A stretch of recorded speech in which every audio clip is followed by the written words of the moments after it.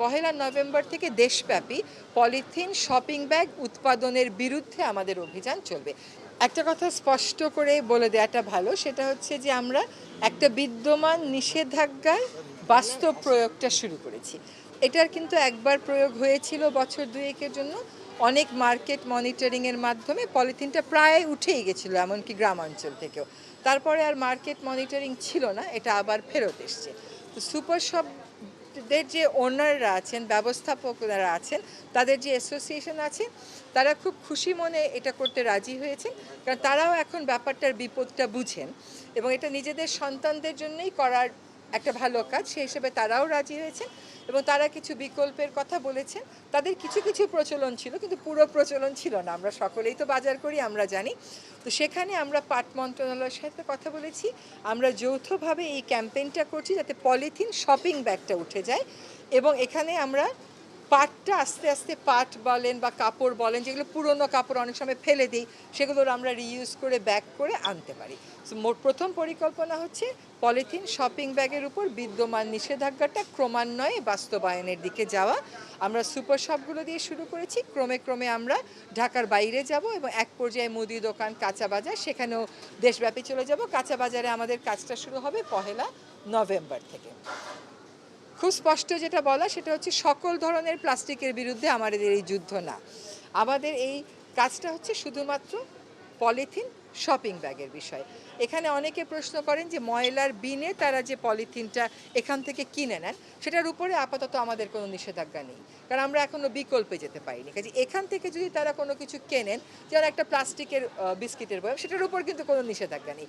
শুধুমাত্র কিনে নিয়ে যাওয়ার সময় তারা পলিথিনের ব্যাগটা নেবেন না এবং বাসা থেকেও পলিথিনের কোনো ব্যাগ আনবেন না। পলিথিনের ব্যাগটা আমরা যত দ্রুত সম্ভব এই দেশ থেকে সরিয়ে দিতে চাই। শুধুমাত্র কেন তবে পলিথিন ব্যাগের কথাটাই বলছেন? কারণ বর্তমান নিষেধাজ্ঞাটা হচ্ছে শুধুমাত্র পলিথিন ব্যাগের উপরেই, আর অন্যান্য যেগুলো পলিথিন আছে, আপনার অর্থনীতির একটা বড় জায়গা জুড়ে সে আছে, তাকে রাতারাতি আপনি বন্ধ করতে পারবেন না।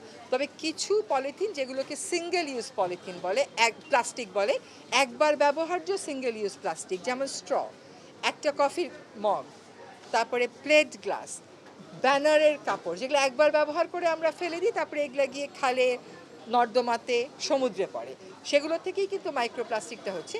এরপরে আমরা কাজটা শুরু করব একবার ব্যবহার্য প্লাস্টিকগুলো যেন সংবেদনশীল জায়গাতে না যায়। যেমন ধরেন আমরা সেন্ট মার্টিনে কাজটা শুরু করতে চাচ্ছি, যে সেন্ট মার্টিনের হোটেল মোটেলগুলোকে একবার ব্যবহার্য প্লাস্টিক থেকে মুক্ত করা। মনিটরিং এর বিষয়টা বলছেন, এবার কি আসলে মনিটরিংটা করা সম্ভব হবে? কারণ 2 বছর আগে হয়েছিল আপনাদের পরিকল্পনাটা সেটা।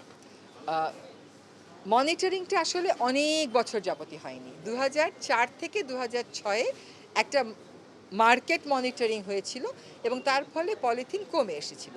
আমরা এখন ক্রমান্বয়ে যাচ্ছি মনিটরিংটার সুবিধার জন্য, কারণ আমাদেরও লোকবলের অভাব আছে, সেজন্য আমরা সুপার শপ দিয়ে শুরু করেছি, কারণ এখানে আমাদের জন্য মনিটর করতে সুবিধা।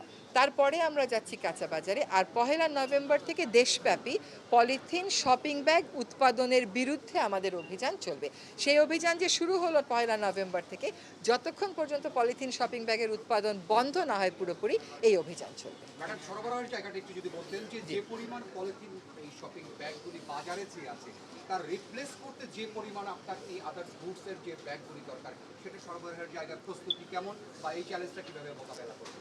আমি সকালেও বলেছি, জানি না সে সভায় ছিলেন কিনা, যে প্রয়োজন হলেই আবিষ্কার হয়। Necessity is the mother of invention. আপনি যদি আশা করেন যে সকল পলিথিন ব্যাগের সকল বিকল্প মাঠে থাকলে তখনই আপনি কাজ শুরু করবেন, কাজটা আর কখনো হবে না, কারণ পলিথিন যারা উৎপাদন করে তারা এই কাজটা কখনো করতে দিবে না। সেই জন্য এখনও পর্যন্ত তো কেউ বলেনি যে আমাদের সরবরাহে ঘাটতি আছে। আর যেখানে আপনি ছোট ছোট 10টা পলিথিন নিতেন, সেখানে আপনি বড় একটা চটের ব্যাগ নেবেন। ছোট ছোট পলিথিনগুলো আপনি নিয়ে ফেলে দিতেন, কিন্তু ওই একটা চটের ব্যাগ কিন্তু আপনি আর ফেলবেন না। আপনি 6 মাস, 3 মাস, 1 বছরও নির্ভর করে এটা কতটা টেকসই এটা চালাবেন। ফলে পলিথিনের বিপরীতে যে কটা পলিথিন সে কটা পাটের ব্যাগ বা চটের ব্যাগের আমার দরকার নেই, সেটার সংখ্যা কম হলেও চলবে।